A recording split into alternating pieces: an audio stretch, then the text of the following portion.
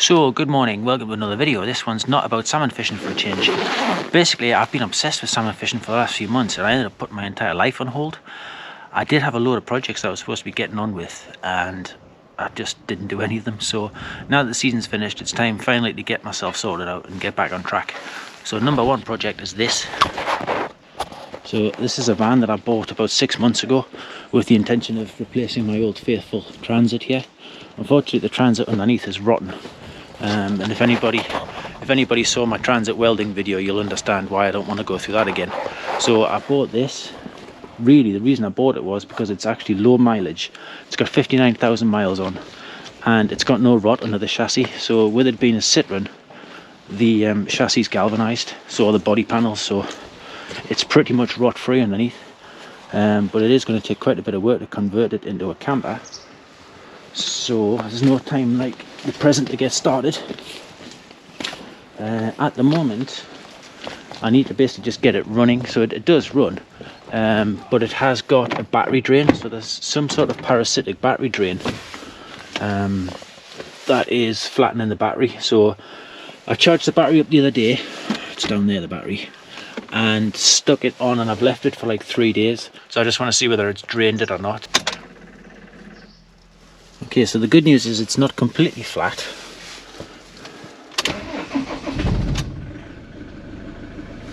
And it does start, so it hasn't totally drained it. So it's been about what, maybe 5 days since I put the new battery on. So that's quite encouraging. Now I was having to mess around with some of the fuses down here. 1, 2, 3, 4, 5, 6. Now I can't find online a diagram for the fuses that corresponds with my fuse layout. So I think there's quite a lot of different variations of fuse layouts. Unfortunately, that's going to make it really hard to troubleshoot. But I did notice that one of the fuses was popping. So I've brought some new fuses and we'll try swapping that out and see if it still pops. And then obviously if I can find out what that is, chances are that's the problem. But it is good news that it started. Now it does have an engine management light on, which isn't great, and it didn't have it on when I bought it. So I bought this vehicle down in London and I drove it back up with no problems, and it didn't have an engine management light on when I came. I'm hoping it's just because the oil, it says the oil's due for a change. Now the guy that I bought it off said he had changed the oil on it. It was a garage, and they swore that they changed the oil. So maybe they just haven't reset the oil warning light. So I do have a code reader. I'll plug that in and see if I can get any codes. Hopefully it's nothing too serious. But I mean, the van does start and run fine. So anyway, we'll get it plugged in and see what the issues are. Okay, so what I've ascertained here is this fuse here and this fuse here keep blowing. Now I think it's the rear fog lamps. We'll put the lights on. Alright. And then put the fog lamps on. So there's no fog lamps, so that could be the issue. So I think we need to take this out. Actually, that feels loose. That's never a good sign. Yeah, we need to take the light clusters out and have a look to see if there's any bad wiring. Alright, so look, here is a wire that's not connected. See if we can connect that and see if that makes any difference. Okay, so I've had the light cluster off, and behind the light cluster was some corrosion on some of the different connections, but I don't think that's the issue. Now I think this here is just like I think it's a buzzer for when you're reversing, which has been disconnected. So I don't think that's given a short circuit. I've taped it off just in case. But now I've got fog lights, whereas before I didn't. So that's quite interesting. I've replaced some of the fuses, but the fuse in question, number 38, still keeps blowing.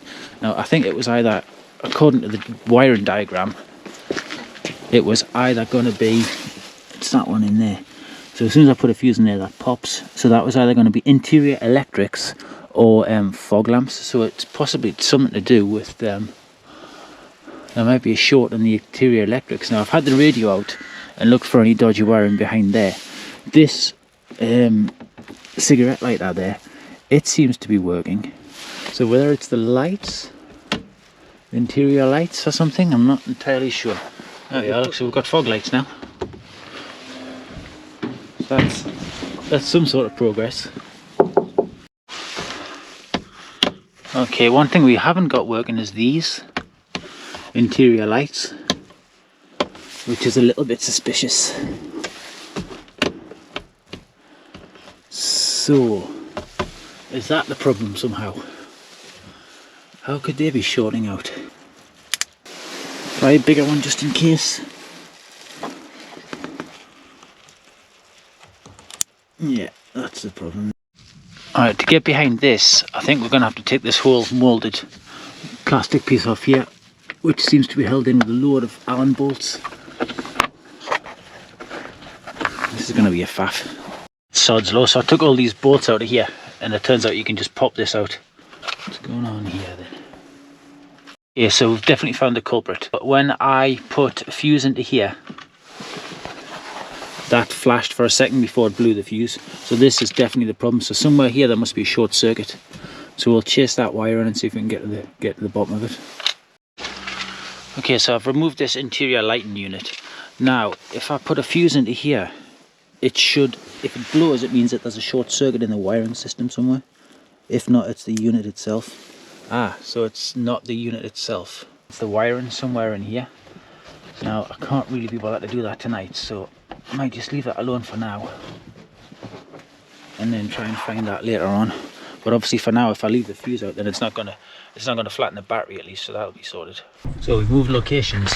I've just been given the headline a clean, because I have to say in here it was a bit scabby. So I've used this and then I'm going to steam clean it just to get the stink out, because it's got the smell of a builder's van. I can't really decide whether I want to take the bulkhead out completely, or just like I did in the transit van, I just cut like an access passage through there, which worked quite well. I'm not entirely sure yet, but anyway, that was a total pain in the butt to get back on, so I'm never taking that off again. The reason I took it off was to try and find the electrical issue behind here, which turned out to be the interior light. Now, it's not the wiring, there's no break in the wiring between here and down into the main wiring harness. So what I think it probably is that I imagine in that concertina rubber there'll be a load of cables and electrics for the doors and windows, and I would imagine that it's probably got a wire worn through in there, thus shorting it out. That's happened to me before in another vehicle, so that's where I'll be investigating next. But for now, I'm just going to put it all back together and clean it out. It's a new dawn and a new day, so here we are back at the van. Yesterday I steam cleaned the front and washed all the headlining and basically give it a really good valet. It's just done it the world of good. Now in the back I'm just going to strip this out today. So obviously yesterday I took the bulkhead out, opened that up, and then today I'm just taking off all these ply panels. I'm just going to clean behind them and then get ready to insulate. I will be keeping all the old panels obviously to make templates for the new ply. So yeah, things are going pretty smoothly.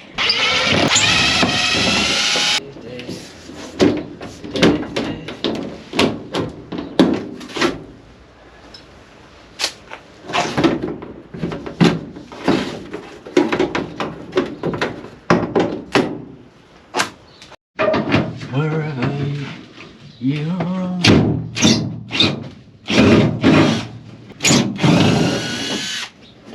except that scene you crashed to the bone.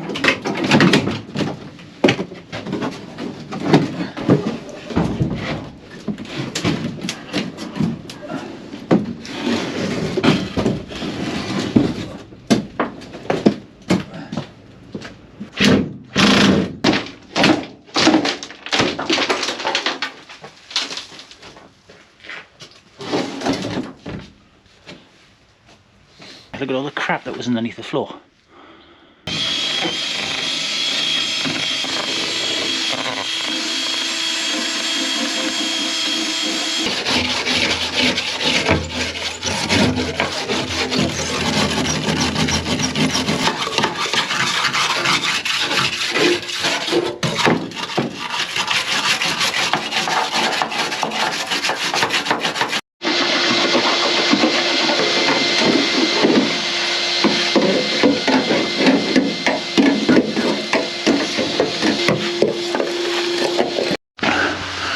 So I've taken this plastic piece off here, the bumper cover.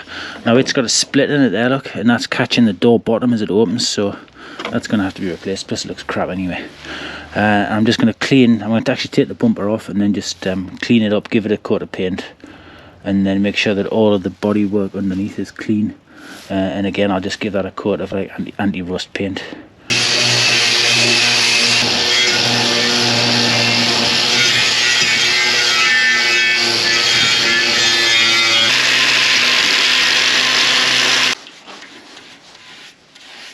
We're going to give this a coat of rust converter just to neutralise any of the rust.